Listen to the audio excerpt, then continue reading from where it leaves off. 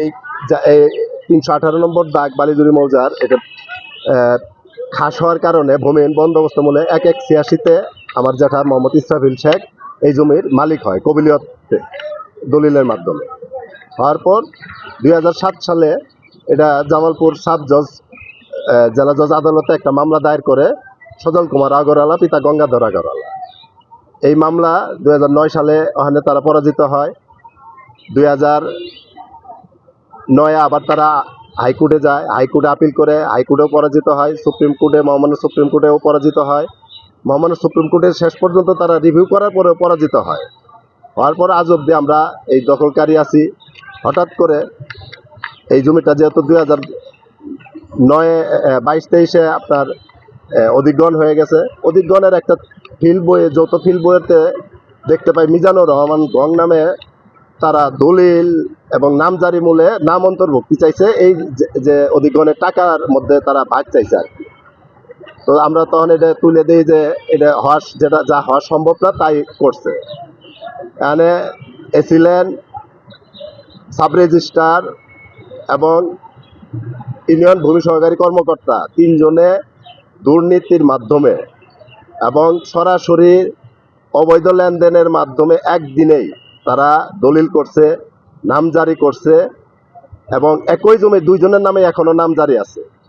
আমার নামজারিও বাদ যায় নাই, তাদের নামজারিও ওইভাবে কলমে ওঠে নাই। এই বিষয়টা নিয়ে আমি যখন জেলা প্রশাসক মহোদয়, যেহেতু এটার মালিক ছিল জেলা প্রশাসক মহোদয়ের কাছে আমি একটা আবেদন দিই প্রতিকার চেয়ে ১১/৯/২০২৫ তারিখে, কিন্তু আজ পর্যন্ত জেলা প্রশাসক মহোদয় কোনো প্রতিকার সে করে নাই এবং আমাদের ডাকেও নাই। এই বিষয়ে কোথাও যে তার করণীয় সে তাও করে নাই। তার পরিপ্রেক্ষিতে যেটা হচ্ছে, আমরা একদিন মাদারগঞ্জ উপজেলা এসিলেন্ট স্যারের কাছে যাই তাকে বিষয়টা বলার জন্য চেষ্টা করি, স্যার আমাদের রায় আছে আপনি দেন। স্যার যেটা বললো যে রায় তো বাদী পাইছে।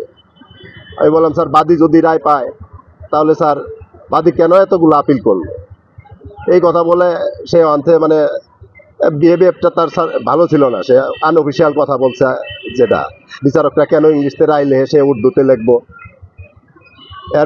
তারপর থেকে যেটা হচ্ছে, যারা ভূমিদস্যু এই যে আজম, পিতা লাল মাহমুদ স্বর্ণকার, মিজানুর, জিল্লুর রহমান জনি, হাজি মাসুদ নামে পরিচিত, তারা এরপর থেকে এসে আমার ভাড়াটিয়াদের উপর হুমকি দিচ্ছে, আমাদের হুমকি দিচ্ছে।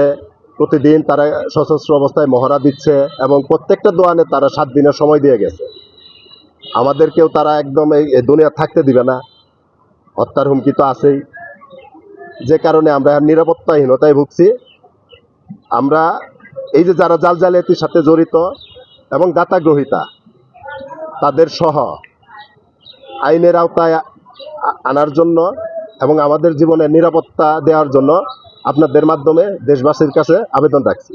আসসালামু আলাইকুম।